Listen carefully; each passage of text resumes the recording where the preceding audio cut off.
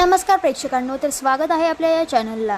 तर नवरात्रीच्या काळामध्ये चौथ्या दिवशी माँ दुर्गेचे चौथे रूप असलेल्या कुष्मांडाची पूजा करण्याची परंपरा आहे। आज आहे नवरात्रीचा चौथा दिवस। तर या दिवशी सर्वजण विधीनुसार माँ दुर्गेची पूजा करतात आणि भोग, मिठाई आणि फळे अर्पण करून आरती करतात। तर जाणून घेऊया पूजा विधी आणि मंत्र। तर नवरात्रीची चतुर्थ माळ कुष्मांडा देवीला समर्पित आहे। कुष्मांड म्हणजे कोहळ्या असलेल्या असंख्य बियांमध्ये पुन्हा कोहळे निर्माण करण्याची क्षमता असते। म्हणजेच बीज निर्मिती पुनरुत्पादनासाठी तिथी आराधना केल्याने नवनिर्मिती होण्यास मदत होते।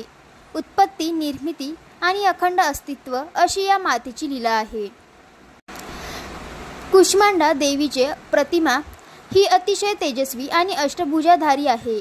सृष्टीचे अस्तित्व नव्हते तेव्हा या देवीनेच आपल्या स्मितहास्याने ब्रह्मांडाची रचना केली होती, म्हणून ती सृष्टीची आद्यशक्ती आहे।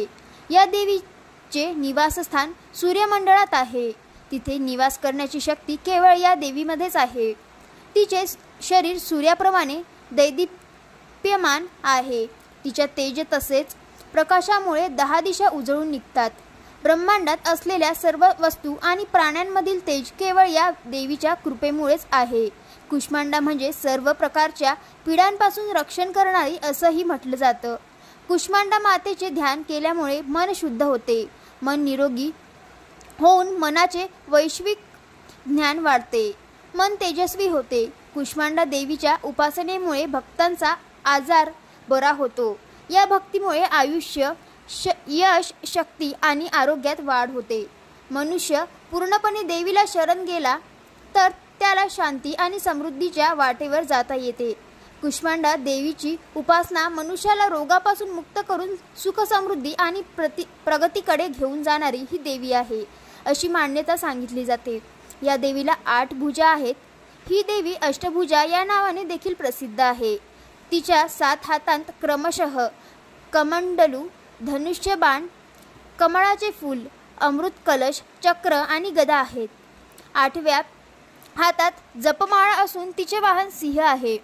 मनुष्य नेहमी स्वतःमध्येच गुंतलेला असतो, त्यामुळे कधी नकारात्मक विचार, ईर्ष्या, घृणा, मत्सर त्याच्या मनात सुरू राहतो। या सगळ्यांपासून सुटका करून घेण्यासाठी हिमालयात जाऊन बसणं शक्य नसतं, त्यामुळेच या दिवसांत देवीची उपासना केल्यावर समाधान मिळतं, म्हणून ही पूजा करतात। तर कुष्मांडा देवीचा नैवेद्य।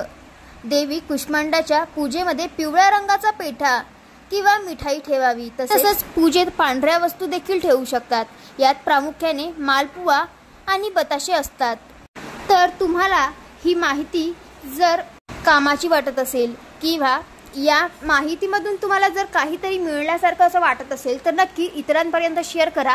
आणि जर तुम्ही या चॅनलला नवीन असाल तर लगेच सबस्क्राईब करा, जेणेकरून नवरात्राच्या 9 दिवसाचे काय महत्त्व आहे, देवीच्या रूपाचे काय महत्त्व आहे, काय वैशिष्ट्य आहे, हे तुमच्यापर्यंत लवकरात लवकर पोहोचतील। धन्यवाद।